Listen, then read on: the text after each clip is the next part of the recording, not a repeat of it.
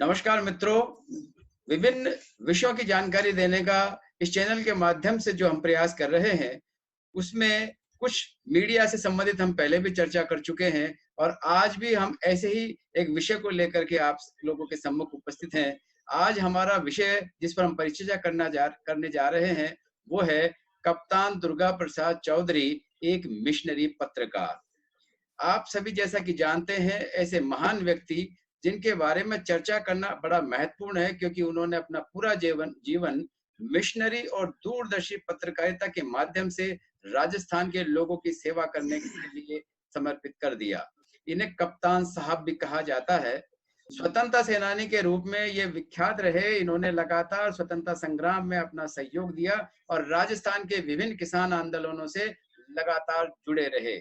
2 अक्टूबर 1936 को महात्मा गांधी के जन्म दिवस पर इन्होंने दैनिक नवज्योति अखबार शुरू किया और जिसमें अनवरत वो अंग्रेजों के विरुद्ध लिखते रहे। इसी अखबार के माध्यम से वो हमेशा शोषितों और वंचितों की आवाज उठा करके अपने आप को ये प्रमाणित करते रहे कि ये मिशनरी पत्रकार हैं जो गरीबों के हितैषी हैं सदैव। कभी भी किसी दबाव में आकर के उन्होंने कार्य नहीं किया। अनवरत इन्होंने देश की सेवा की और ये प्रमाणित किया कि जिस तरीके से चौथा स्तंभ को कार्य करना चाहिए सरकार के साथ भी और सरकार के विपक्ष के रूप में भी, वैसे कार्य इन्होंने लगातार किया। और राजस्थान सरकार ने इन्हीं के सम्मान में कप्तान दुर्गा प्रसाद चौधरी साहब के नाम से महर्षि दयानंद सरस्वती विश्वविद्यालय अजमेर में पत्रकारिता एवं जनसंचार विभाग की स्थापना भी की। ऐसी विशेष शख्सियत की चर्चा, उनके पत्रकारिता की चर्चा करने के लिए हमारे साथ जुड़ चुके हैं श्री कमलेश मीना। आप सहायक क्षेत्रीय निदेशक हैं, इंदिरा गांधी राष्ट्रीय मुक्त विश्वविद्यालय इग्नू क्षेत्रीय केंद्र जयपुर राजस्थान में है। आपको महर्षि दयानंद सरस्वती विश्वविद्यालय में कप्तान दुर्गा प्रसाद चौधरी पत्रकारिता एवं जनसंचार विभाग के संस्थापक संकाय सदस्य के रूप में भी सेवा करने का अवसर मिला है।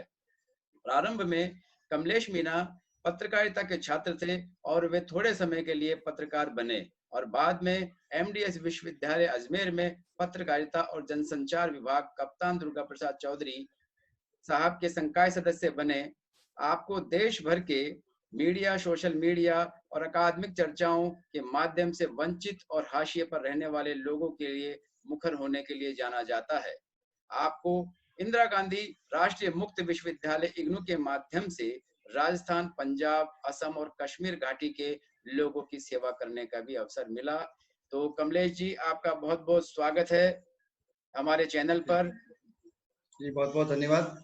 और आज अभी महत्वपूर्ण विषय, जैसा कि हम सब जानते हैं कि अभी कोविड-19 के क्राइसिस में हम सब लोग जूझ रहे हैं और इस संकट में पत्रकारिता का महत्व बढ़ जाता है। इस संकट में पत्रकारिता की चुनौतियां, पत्रकारिता का कर्तव्य, पत्रकारिता के मिशन के बारे में लोग याद कर रहे हैं, बात कर रहे हैं। तो जाहिर सी बात है कि ऐसे दौर में कप्तान साहब की याद आना हमारे जैसे व्यक्तियों के लिए लाजमी है। और निश्चित रूप से कप्तान दुर्गा प्रसाद चौधरी राजस्थान में ही नहीं पूरे देश में पत्रकारिता के एक मिशनरी व्यक्ति थे, जिन्होंने जैसा कि आपने कहा कि 2 अक्टूबर 1936 में राजस्थान के अजमेर से दैनिक नवज्योति साप्ताहिक के रूप में उन्होंने इस अखबार का संचालन किया। अखबार का संचालन करने के पीछे एक वजह थी, अपने आप का या पत्रकारिता के माध्यम से देश के स्वतंत्रता आंदोलन में अपना सहयोग और योगदान देना। कप्तान साहब ने जिन परिस्थितियों में अखबार चलाया, जिन कठिनाइयों का सामना किया, ये अपने आप में हम सबके लिए प्रेरणा स्रोत है, प्रेरणा देने वाली गाथा है। निश्चित रूप से हर उस व्यक्ति को जो पत्रकारिता की लाइन में जाना चाहता है, पत्रकार बनना चाहता है, पत्रकारिता करना चाहता है, देश समाज के लिए अपना कंट्रीब्यूशन पत्रकारिता के माध्यम से देना चाहता है, तो मेरा मानना है कि कप्तान साहब को जाने बिना एक आदमी कम से कम एक अच्छा हिंदी पत्रकारिता में तो एक अच्छा पत्रकार बनना मुमकिन नहीं है। इसी लिहाज से ये हम सबकी जिम्मेदारी है कि कप्तान साहब के मान मूल्य, कप्तान साहब के मिशनरी सेवा भाव, कप्तान साहब की समर्पण देश के प्रति पत्रकारिता के माध्यम से वो हमारी यूथ जनरेशन को पता लगे, उनको बताया जाए। और इस तरह की डिस्कशन, इस तरह की चर्चाएं जो अमूमन हमारे मीडिया में हमको देखने को नहीं मिलती है, आजकल ये सबसे बड़ा संकट रहा है कि हमारे जो वर्तमान मीडिया है, चाहे वो पत्रकारिता हो, चाहे वो इलेक्ट्रॉनिक मीडिया हो, चाहे प्रिंट मीडिया हो, चाहे वो सोशल मीडिया हो, ये हमारी पहली प्राथमिक जिम्मेदारी है कि सबसे पहले हमको उन प्रोदाहों के बारे में, हमारे उन श्रेष्ठ पत्रकारों के बारे में हमारी युवा पीढ़ी को बताना चाहिए।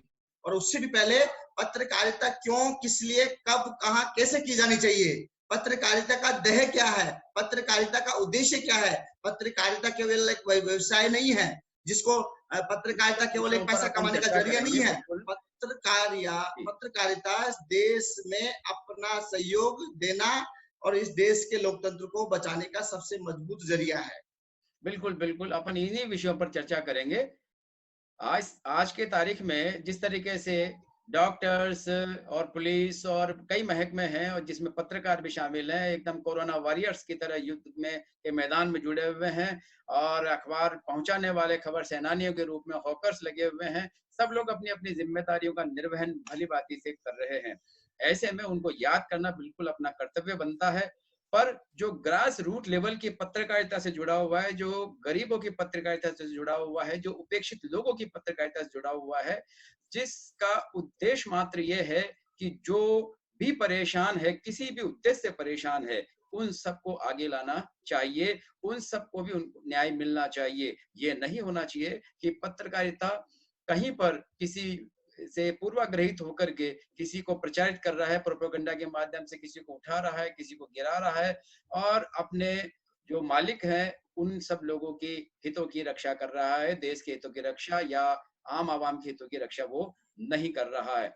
ऐसी स्थितियों में इन मिशनरी पत्रकारों की बहुत ज्यादा उपयोगिता, उनकी प्रासंगिकता आज के काल में भी हमारे सामने आती है। जब देश आजादी के संघर्ष में जूझ रहा था, तो उस समय चाहे वो अपने महात्मा गांधी जी हो, चाहे अंबेडकर साहब हो, चाहे लाला लाजपत राय हो, बहुत सारे ऐसे पत्रकार थे जो कंधे पर अखबार रख करके बांट के आते थे, और फिर भी उनको ये कहा जाता था कि अखबारों को चलाने के लिए चंदा इकट्ठा किया जाता था, और अखबार में जो काम करने वाले पत्रकार हैं उनको ये कहा जाता है कि तनख्वाह के रूप में तुम्हें जेल भेजा जा सकता है।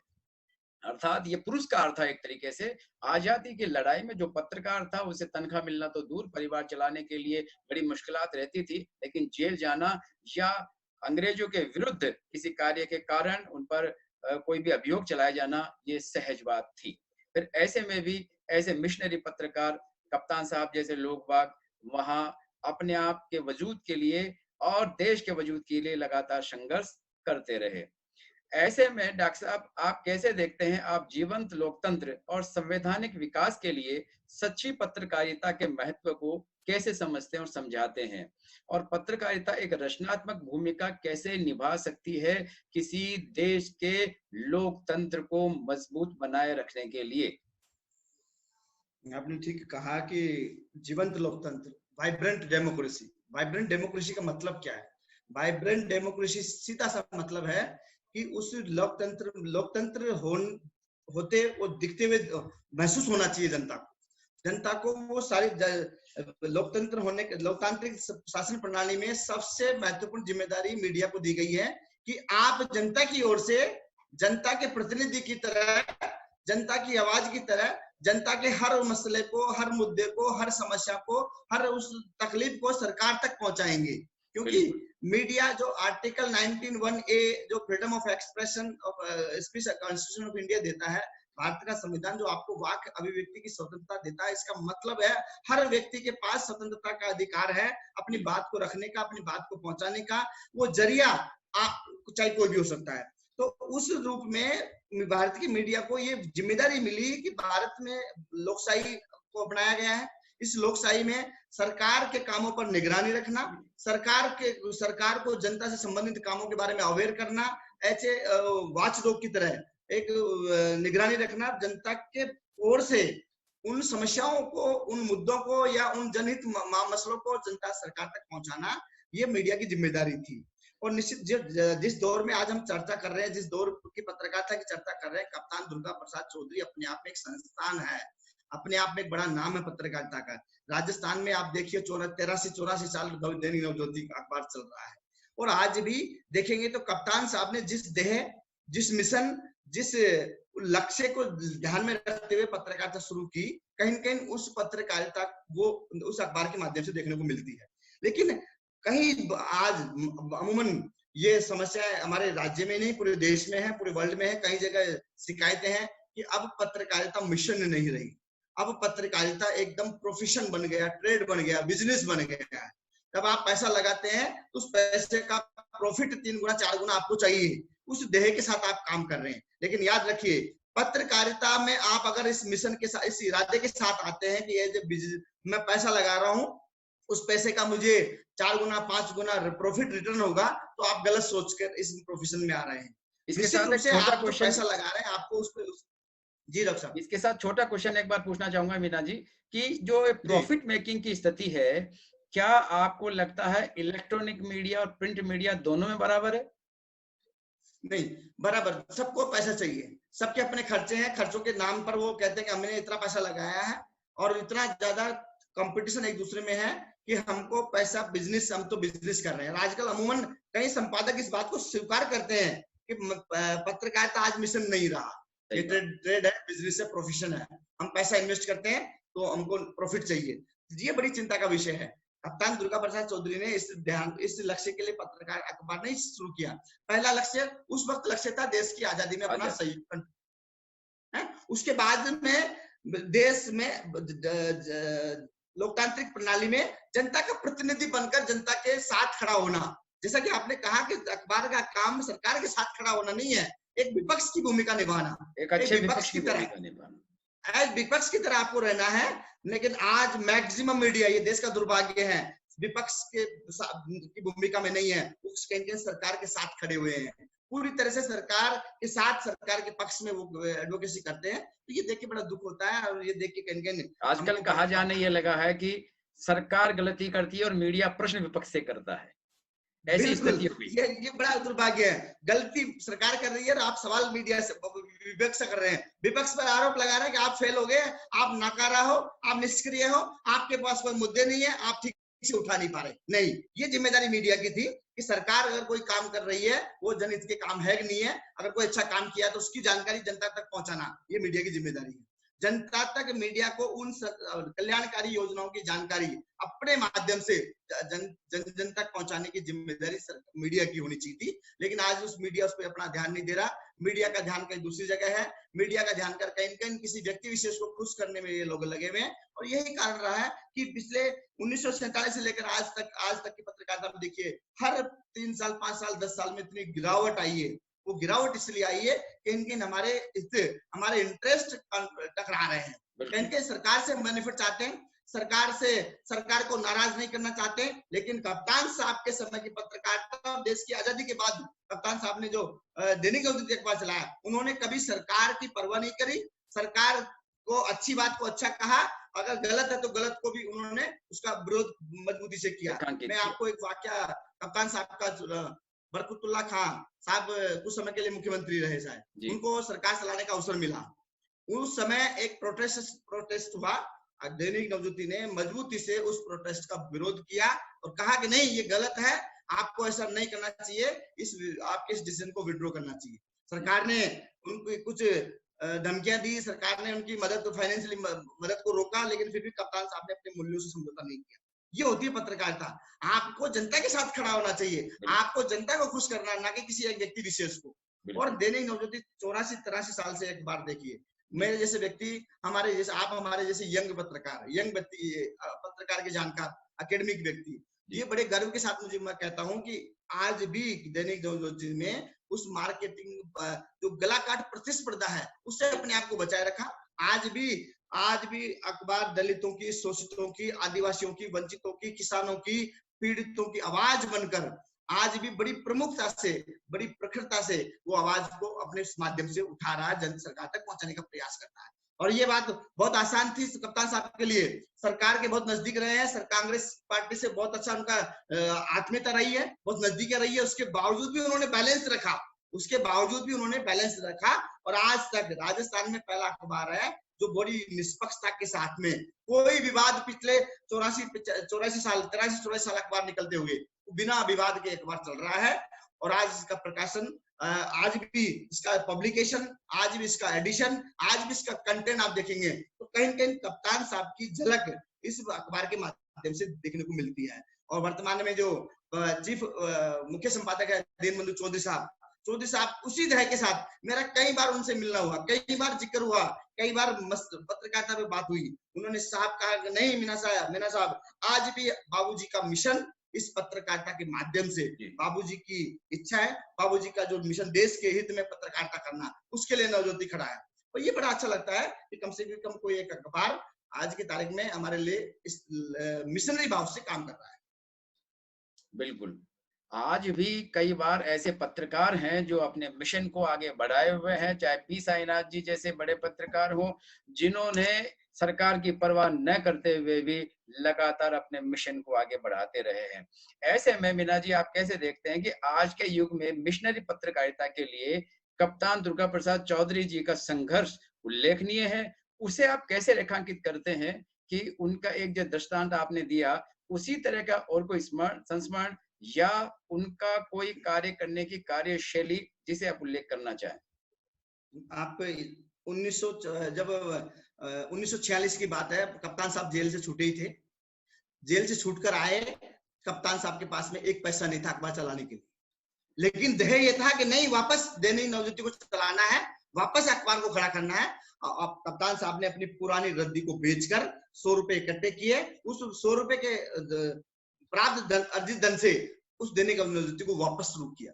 लेकिन आप सोचिए क्या जरूरत थी जब पैसा नहीं था, इतना कष्ट लेने की जरूरत क्या थी? ये जरूरत थी कि जो पौधा उन्होंने 2 अक्टूबर 1936 को रोपा, जिस इरादे से, जिस मिशन से, उस मिशन को वो आगे बनाए रखना चाहते थे, उसको वो बंद नहीं करना चाह रहे थे। और कष्ट उठाकर भी अंग्रेजों ने भी 1946 से लेकर 36 से लेकर 47 तक अंग्रेजों ने क्या क्या धमकियां नहीं दी गई होगी इनको, क्या क्या प्रताड़ना नहीं दी गई उनको, क्या क्या किस तरह की समस्याओं का सामना नहीं करना पड़ा। लेकिन कप्तान साहब ने अपने मूल्यों से समझौता नहीं किया कि नहीं, नवज्योति का मकसद जनता की आवाज बनना है। आप उस जमाने के अखबार को, नवज्योति को देखिए, बिजोली आंदोलन, किसान आंदोलन, आदिवासियों के मुद्दे, सारे मुद्दे प्रखरता से, स्वतंत्रता आंदोलन के मुद्दे, और एक तरह से अजमेर को राजस्थान में जो कैपिटलिज्म उस जमाने में स्वतंत्रता आंदोलनकारियों का अड्डा बनाया, वो कहीं उसमें कप्तान साहब का बड़ा रोल रहा है, क्योंकि उन्होंने उसमें अग्रणी भूमिका निभाई।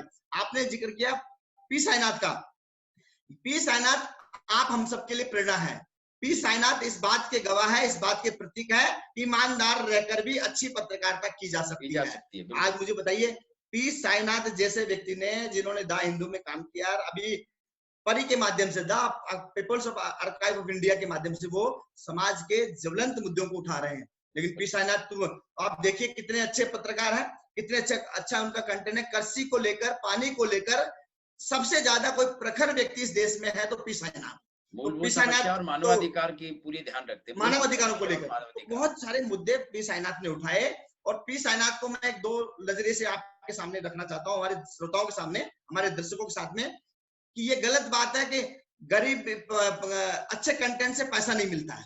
आपके सामने पी साईनाथ आज की तारीख में सबसे अच्छे पत्रकार है, इलीट पत्रकार मैं कहता हूं, मैं उसको सबसे इलीट पत्रकार है, सबसे अच्छे रुतबे वाले पत्रकार है। पूरे देश में नहीं, वर्ल्ड में उनकी इमेज है, और अच्छे सलीके से रहते हैं, अच्छा पैसा भी कमाते हैं अच्छी से। लेकिन उनको बहुत कष्ट का सामना करना, कठिनाई का सामना करना पड़ा, नो डाउट। लेकिन आज भी उन्होंने पी साईनाथ को क्यों याद करते हैं हम, प्रभाष जोशी को क्यों याद करते हैं हम, कप्तान साहब को क्यों याद कर रहे हैं हम लोग, बाकी लोगों को क्यों नहीं करते? क्योंकि इन्होंने कहीं न कहीं वो ध्येय, वो मिशनरी भाव अपनी पत्रकारिता के माध्यम से बनाए रखा, बचाए रखा।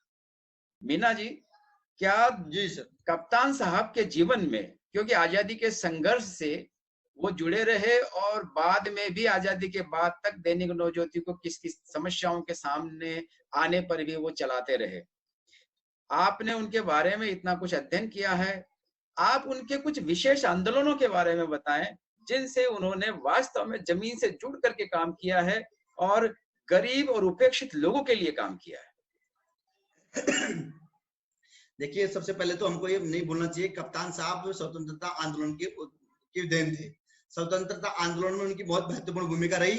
और इस वजह से आजादी के बाद भी कहीं कहीं वही आंदोलनकारी व्यक्ति का जो प्रवृत्ति रहती है, जिज्ञासा है वो उनमें जीवित रहा। जी। हमेशा आप देखिए 1947 के बाद में, आजादी के बाद भी कप्तान साहब ने हर बढ़ चढ़कर, चाहे वो बिजोलिया का किसान आंदोलन हो जो अजमेर केकड़ी में हुआ, उसकी बात, चाहे वो शराबबंदी को लेकर मसले हो, चाहे वो आदिवासी का मसला हो, चाहे वो शहरिया 12 डूंगरपुर और 12 में आदिवासी के अत्याचार का मसला हो, ये 4-5 चीजें उनको झकझोर कर देती थी। उन्होंने कभी परवाह नहीं की कि मैं एक अखबार का मालिक हूं, अगर मैं आंदोलन में जाऊंगा तो सरकार मेरे से नाराज हो जाएगी। लेकिन कप्तान साहब ने मजबूती से आदिवासियों के मसले उठाए, शहरिया वालों का मसला उठाया, शराबबंदी का पूर्ण शराबबंदी के समर्थक थे। शराबबंदी को लेकर सरकार को कई बार सरकार के खिलाफ उन्होंने संघर्ष किया। और बिजोलिया में शराबबंदी को लेकर के वो चले, आजादी से बिल्कुल आजादी के बाद और बिजोलिया का कार्यक्रम उनके जीवन का आखिरी कार्यक्रम साबित हुआ जी। उसके बाद में 1992 में गर्मी का समय था, जब बिजोलिया में गए तो वहीं उनकी तबीयत खराब हुई। उन्हीं की तबीयत खराब होने की वजह से वो बिजोलिया आंदोलन उनके ऐतिहासिक आंदोलन रहा, उनके लास्ट का जीवन का आखिरी प्रोग्राम रहा। दोबारा स्वास्थ्य में साथ नहीं देने की वजह से और 29 जून 1992 को कप्तान साहब हमको छोड़कर चले गए। लेकिन उनके अंदर पत्रकारिता का जो आक्रोश, पत्रकारिता का आंदोलनकारी व्यक्ति हमेशा जीवित रहा देश की आजादी के बाद। उन्होंने इस बात की कभी परवाह नहीं की। दूसरा, कप्तान साहब मालिक होते हुए भी कभी उन्होंने कर्मचारी और मालिक में, नौकर और मालिक का भेद नहीं किया। अपने कर्मचारियों को उस मिशन के साथ अपने परिवार का सदस्य मानकर उस परिवार को बढ़ाया, और उसी का बदल होता है कि आज 84-83 साल बाद में दैनिक नवज्योति इतना फ्लोरिश हो रहा है और इतने मजबूती से, इतने अच्छे उन कप्तान साहब के बताए हुए मार्ग पर मजबूती से चल रहा है। आज जो प्रिंट मीडिया में आप अखबार देख रहे हैं, उन अखबारों की जो सामग्री है उसको आप कैसे देखते हैं? क्या लगता है उसमें, क्या झलकता है उस अखबार से? मिशन झलकता है, कुछ और झलकता है? कैसे उस सामग्री का, जिस तरीके से आज का अखबार विज्ञापनों का अखबार सा प्रतीत होता है, ऐसे में उस अखबार में कहीं न कहीं कुछ चीजों को प्राथमिकता तय होनी चाहिए, ऐसा कहीं लगता है आपको डॉक्टर? बिल्कुल प्राथमिकता तय होनी चाहिए। अच्छा सवाल आपने किया कि भैया अब आप, जैसे हम जब पत्रकारिता के छात्र थे, पत्रकारिता के स्टूडेंट रहे, पत्रकार भी रहे थोड़े दिनों के लिए जी, उस वक्त में मैं समझता हूँ कि सब इसी दौर से गुजरे होंगे, सबकी रुचि इसी तरह की रहती होंगी। मैं 20-22 अखबार पढ़ा करता था डॉक्टर साहब, लेकिन आज 3 अखबारों पर मैंने रेस्ट्रिक्ट कर दिया। 3 अखबार रह गए, बाकी अखबार मैंने बंद कर दिया। मुझे गर्व के साथ आपने कहा कि किस तरह का कंटेंट निश्चित रूप से भैया ठीक है, आप केवल खर्चों के नाम पर या विज्ञापन के नाम पर वो सारी चीजें तो मत परोसिए जो समाज के लिए रेलेवेंट है, जो समाज के लिए कोई काम की नहीं है। आपकी सोसाइटी में सब रहते हैं, आप किस तरह की एडवर्टाइजिंग कर रहे हैं, आप पैसे के लिए कुछ भी करेंगे। आप देखिए, मुझे गर्व इस बात का कि मैं नवज्योति, द हिंदू, जनसत्ता जैसे अखबारों का पाठक रहा हूँ। पिछले 15-20 साल से ये 3 अखबार मेरे घर में अलाउ है, बाकी अखबारों को मैं नहीं अलाउ करता हूँ। कारण क्या है? उनका कंटेंट जो आपने जिक्र किया, घर में मेरी बेटियां हैं, घर में हमारे बच्चे हैं, घर में हमारे और बड़े बुजुर्ग हैं, घर में हमारी माताएं बहनें हैं। आप वो अखबार पढ़ने लायक नहीं है, आप उनको खोलते हो तो उसमें फुटता, आप नग्नता, आपने बेकार की चीजें, इस तरह चीजें डाल देते हो, तो उससे बच्चे क्या सीखेंगे हमारे? तो निश्चित रूप से ये आपको तय करना पड़ेगा। कोई भी विज्ञापन, मैं विज्ञापन को कहता हूँ ठग करने का एक जरिया, लूटने का एक जरिया। आप झूठ बोलकर, वर्गला कर, बेवकूफ बनाकर लोगों से प्रलोभन देते हो।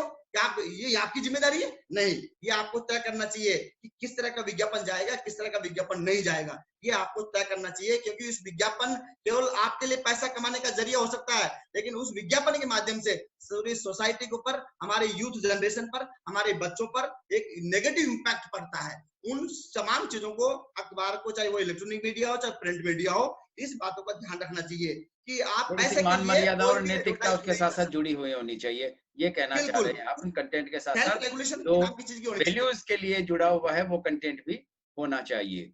बिल्कुल, ये हम इस बात से सहमत हैं कि कुछ वैल्यूज वाले कंटेंट ऐसे होने चाहिए जो आगे जीवन में मोटिवेशन दे, प्रेरणा दे, देश के लिए, परिवार के लिए, समाज के लिए और खुद के लिए करने का एक संदेश हमें दे। आज के युग में मिशनरी पत्रकारिता के लिए कप्तान दुर्गा प्रसाद चौधरी जी का संघर्ष युवा पीढ़ी को क्या संदेश देता है और कैसे आज भी प्रासंगिक है? आप क्या सोचते हैं मीना जी? सबसे पहले संदेश तो कप्तान साहब हमारे लिए, आप मेरे जैसे व्यक्ति, आप हमारे जैसे व्यक्ति जो ग्रामीण प्रवेश के व्यक्ति रहे हैं, कभी सोचा नहीं था कि हम पत्रकार बन सकते हैं, पत्रकार के शिक्षक बन सकते हैं या इस लाइन के बारे में जान सकते हैं। लेकिन कहीं कहीं कप्तान साहब को जो पढ़ा समझा जाना, तो एक हिम्मत हुई, हाँ, एक हौसला मिला, एक जज्बा मिला कि जब कप्तान साहब जैसे व्यक्ति जिनके पास पैसा नहीं था, कप्तान साहब हिम्मत मजबूती के साथ में, इरादे अच्छे इरादों के साथ में एक अखबार का मालिक बन सकता है, इतना बड़ा अखबार चला सकता है, तो हम पत्रकारिता में रहकर अच्छे काम क्यों नहीं कर सकते? निश्चित रूप से हमको हमारी युवा पीढ़ी को इस तरह की चीजें पता होना चाहिए। और क्योंकि नवज्योति से मैंने बहुत सारे पत्रकार नवज्योति के मेरे नजदीक रहे हैं, उनके बारे में मुझे जानने का अवसर मिला है, बहुत उनके माध्यम से मैंने कप्तान साहब को जाना, दीनबंधु चौधरी साहब के माध्यम से कप्तान साहब को जाना, बहुत सारे प्रोग्रामों में शिरकत की, और मुझे कप्तान दुर्गा प्रसाद चौधरी पत्रकारिता संस्थान में प्रथम संकाय व्यक्ति, संस्थापक संकाय सदस्य के रूप में काम करने का अवसर मिला। इस दौरान 4 साल मुझे और भी ज्यादा नवज्योति को जानने का अवसर मिला, उससे पहले भी जानने का अवसर मिला। आज भी दीनबंधु चौधरी जी के जहन में, या आप कप्तान साहब का ग्रंथ देखिए, अभिनंदन अभिवादन ग्रंथ, जो कप्तान दुर्गा प्रसाद चौधरी के ऊपर लिखा गया, उनकी मृत्यु के बाद में उसका लोकार्पण हुआ, हमारे सामने उपलब्ध हुआ। अभी पिछले साल दीनबंधु चौधरी साहब पर गौरव ग्रंथ का विमोचन माननीय मुख्यमंत्री जी ने किया। उन गौरव ग्रंथ, मुख्य ग्रंथ में दीनबंधु चौधरी जी के ऊपर लिखा गया ग्रंथ आज भी कहीं कहीं कप्तान दुर्गा प्रसाद चौधरी की मिशनरी पत्रकारिता को समर्पित है। और उसमें बिल्कुल क्लियर कट दीनबंधु चौधरी साहब कहते हैं कि मेरे लिए नवज्योति आज भी केवल कमाई का जरिया नहीं है, लोगों की सेवा करना और लोगों की बात को सरकार तक पहुंचाना हमारी प्राथमिकता है। और उसी नजरिए से, उसी लिहाज से दैनिक नवज्योति अखबार काम कर रहा है। और कहीं न कहीं अट्रैक्ट हमारे जैसे व्यक्ति या बड़े मृदुन्य पत्रकार, आज भी वरिष्ठ लोग नवज्योति की प्रशंसा क्यों करते हैं? वेद व्यास जी व्यक्ति, इतने बुजुर्ग व्यक्ति, इतने आज भी कहते हैं कि आप कंपैरिजन करिए कंटेंट को, आप दूसरे अखबार को तो घर में ला नहीं, पढ़ ही नहीं सकते, सबके सामने खोल ही नहीं सकते। कम से कम दैनिक नवज्योति ने, कप्तान दुर्गा प्रसाद चौधरी ने जो मिशन उनको दिया था, जो ध्येय दिया था, जो उद्देश्य दिया था, उस उद्देश्य को जनमानस को जन जागृत करना, जनमानस की चेतना को जगाना और जनमानस के संघर्ष के लिए काम करना, वो उस ध्येय को ध्यान में रखते अखबार काम कर रहा है। तो ये कहीं बातें हमको प्रेरित करती है, हमको इंस्पायर करती है कि नहीं, अच्छी पत्रकारिता भी कर सकते हैं, लेकिन करने वाला चाहिए, ये हमको तय करना। कुल मिला के आज भी आम आवाम का विश्वास मीडिया पर पूरा बना हुआ है। यदि उनके साथ किसी भी प्रकार की घटना दुर्घटना घटित होती है, तो वो पहले प्रशासन के पास जाने से पहले पत्रकार के पास जाना उचित समझते हैं, ताकि वो अपनी बात को कहेंगे और पत्रकार उनकी बात को सरकार तक पहुंचाएंगे। और इसी न्याय की उम्मीद के सहारे वो उस पत्रकार पर पूरा विश्वास करके जाता है। यही प्रासंगिकता और यही मिशनरी व्यवस्थाएं लगातार बनी रहनी चाहिए। अब हमने जाना किस प्रकार कप्तान साहब ने अपने न्यूनतम आर्थिक व्यवस्थाओं के सहारे भी अखबार को चलाया और उन अखबारों को सिर्फ सेवा करने का बनाया, उद्देश्य को जोड़ करके कहीं पर भी उसमें प्रॉफिट मेकिंग को बहुत ज्यादा स्थान उन्होंने नहीं दिया। ऐसे मिशनरी पत्रकार को अनवरत हम सलाम करते हैं। और भी ऐसे पत्रकार जो भी मिशनरी पत्रकार हैं, हम उनकी जानकारी आप लोगों के सामने लाते रहेंगे। बहुत बहुत धन्यवाद मीना जी, आप हमसे जुड़े और इस तरह की सारगर्भी जानकारी आपने हमें दी। और दर्शकों, आप लोग इसे पूरा देखिएगा और अपने सुझाव और लाइक्स सब्सक्रिप्शन के माध्यम से हमें जरूर अवगत कराइएगा। किसी और मिशनरी पत्रकार के साथ हम फिर आपसे रूबरू होंगे। तब तक के लिए नमस्कार। नमस्कार।